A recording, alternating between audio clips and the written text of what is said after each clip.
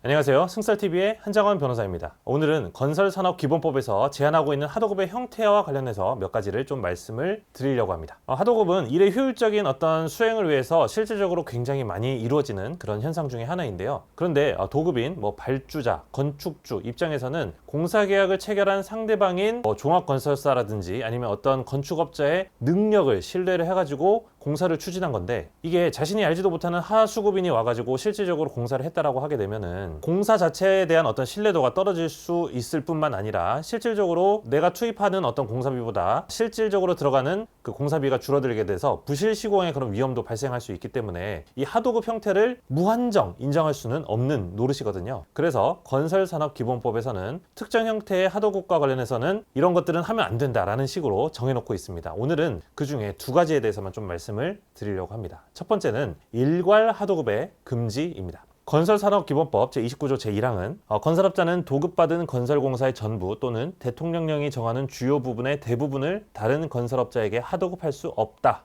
라고 정하고 있습니다. 공사 수급인이 실질적인 공사와 관련해서는 역할을 부담하지 않고 공사 수주에 있어서만 역할을 부담해서 그것과 관련해서 커미션만 받고 빠지는 이런 형태를 방지하기 위해서 이런 조항을 두고 있는 것인데요. 다만 특정 경우, 예를 들어서 건설업자가 도급받은 공사를 국토교통부 장관이 정하는 바에 따라서 공사 현장에서 인력, 자재, 장비, 자금 등의 관리, 시공관리, 품질관리, 안전관리 등을 수행하고 이를 위한 조직체계 등을 갖추고 있는 경우로서 2인 이상에게 분할해서 하도급을 한 경우에는 가능한 경우도 있도록 예외 규정을 정하고는 있습니다. 이 일괄 하도급과 관련해서는 일괄해서 전체 공정을 다 하도급한 것인지가 굉장히 중요한 판단 요소 중에 하나거든요. 이것과 관련된 대법원 판례를 소개를 해드리자면, 수급인이 발주자로부터 도급받은 건설공사를 하수급인에게 하도급하는 경우에는 그 하도급이 위 금지 규정에 위반하였는지 여부를 판단함에 있어서는 하도급 금액이 원 도급 금액에서 차지하는 비중 외에도 발주자로부터 도급받은 전체 건설공사 및 하도급한 공사의 내용, 하도급한 공사가 전체 공사에서 차지하는 위치, 하도급한 공사의 수급인과 하수급인이 실제 시공한 각 공사의 내역, 건설업자의 업종 등을 참작해서 주된 공사가 무엇인지를 확정한 다음 주된 공사의 전부가 하도급되었는지를 살펴보아야 한다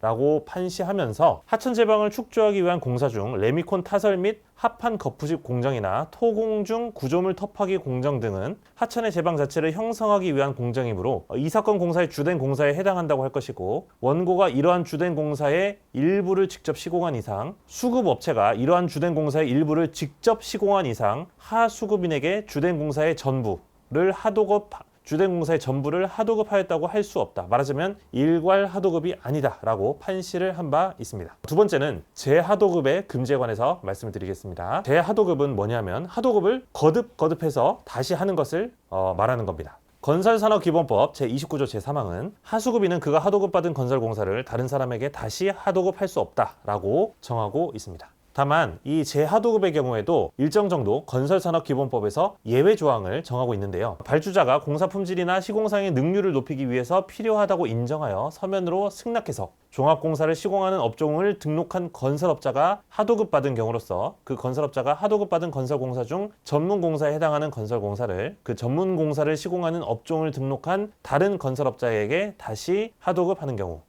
그리고 전문공사를 시공하는 업종을 등록한 건설업자가 하도급을 받는 경우 1. 공사의 품질이나 시공상 능률을 높이기 위해서 필요한 경우로서 하도급받은 전체 공사 금액 중 100분의 20 이내에 해당하는 금액의 공사를 다시 하도급하는 경우에 국토교통부령이 정하는 요건에 해당하고, 2. 수급인의 서면 승낙을 받아 하도급받은 전문공사의 일부를 그 전문공사를 시공하는 업종을 등록한 건설업자에게 다시 하도급하는 경우가 그 예외에 해당됩니다. 이 일괄 하도급 그리고 재하도급 금지에 위반해서 하도급 절차를 진행을 하게 되면은 3년 이하의 징역 또는 3천만 원 이하 벌금 같은 형사처벌이나 영업정지, 과징금 같은 행정처분을 받을 수도 있거든요. 그래서 실질적으로는 이런 일들이 굉장히 많이 이루어지지만 이런 행동들을 하여서 불이익을 받는 일이 없도록 해야 하겠고요. 그리고 건축주 입장에서는 내가 짓는 이 건물이 일괄 하도급이나 재하도급과 같은 어떤 부실 시공의 빌미가 될 만한 그런 공정을 통해서 지어지고 있는 것이 아닌지를 철저하게 확인을 해서 추후에 하자 같은 문제로 인해서 고통받는 일이 없도록 하시는 것이 좋을 것 같습니다. 사실 건설 전문 변호사로서 업무 처리를 하다 보면 이런 건설산업기본법에 반하는 건설업 형태가 굉장히 굉장히 많은 것을 접하게 되거든요. 안타까운 현실이기는 한데 애초에 건설공사 계약을 체결할 때부터 엄격하게 이런 점들에 대해서 확인을 하고 시공을 하게 되면은 추후에 분쟁을 여러 가지 면에서 방지할 수 있는 그런 장점이 있으니까요. 처음부터 건설 전문 변호사의 도움을 받아가지고 건설공사 계약을 체결하시기를 권고드리겠습니다. 네, 감사합니다. 다음 시간에 또 좋은 소식으로 찾아뵙도록 하겠습니다.